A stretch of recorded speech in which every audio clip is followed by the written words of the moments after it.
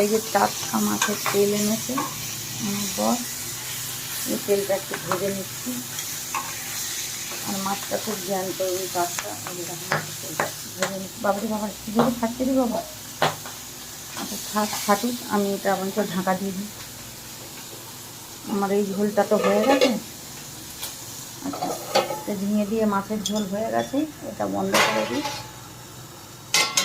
পাতলা মাছের ঝিঙে দিয়ে ঝোল। আর এটা হচ্ছে তেলটা করে নিই, ভীষণ ফাটছে বলে তাই ঢাকা দিয়ে দিলাম।